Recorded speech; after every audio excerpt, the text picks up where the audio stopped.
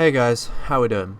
I'm making this video to talk to my comrades about a problem which I don't think is majorly prevalent within leftism, but is still worth bringing up, and something I hope is quite easy to solve for a lot of you. I want everyone who considers themselves far left to watch this video and really look at themselves and ask why they believe what they do.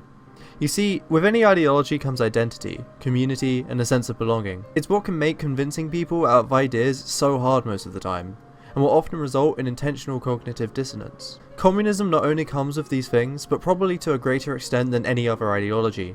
I'm going to be using the term communism as opposed to Marxism in this video, because anarchists, this applies to you too. Communism has the identity, the aesthetic, the romance of glorious revolution, and the community through organisations and online, otherwise known as the lifestyle.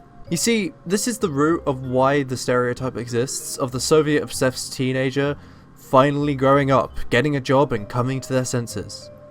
This does not happen because the teenager just one day decides that the ideas of communism are faulty, but because they've grown up and no longer feel the need for the lifestyle that communism provided them with.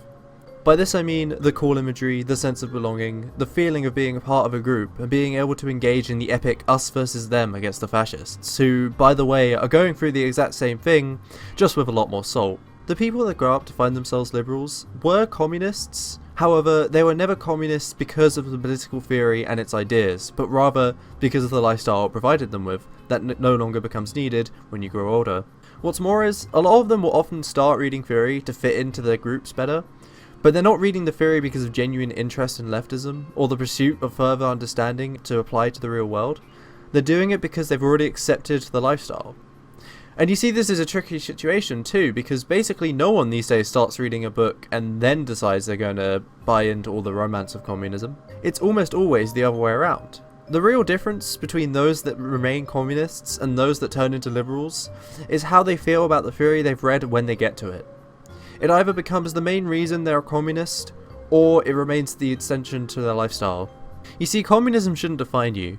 It shouldn't be your whole identity, but an extension of your already existing identity.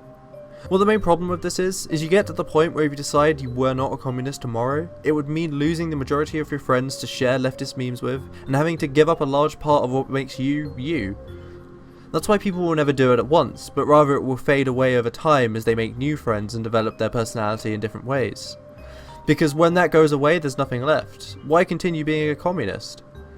There might be some theory you've read, but you never really enjoyed reading it anyway, or you never actually expanded or challenged your ideas through debate, so you never really grasped them firmly enough to begin with. You just wanted the validation of having read something.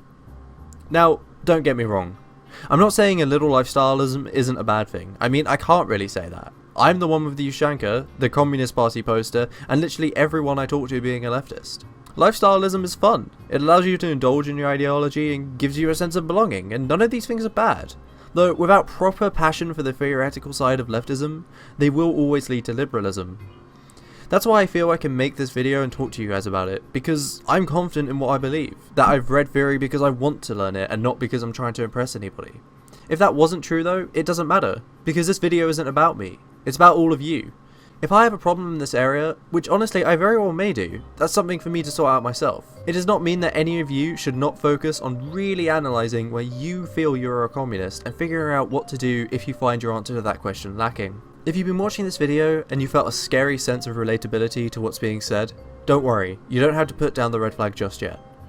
What you do have to do though is start thinking of ways to wean yourself off the lifestyle, while at the same time thinking about why you yourself, not as the subject of anybody else, are interested in communism. What have you read? Did you enjoy reading it? Did you understand it? If not, did you feel the need to talk to someone and improve your understanding? Do you feel a desire to always be learning more, a curiosity at the sight of new ideas in leftism?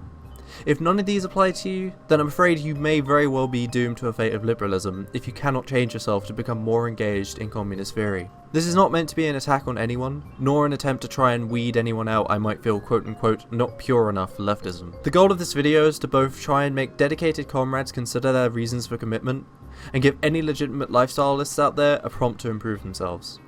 Thanks for watching.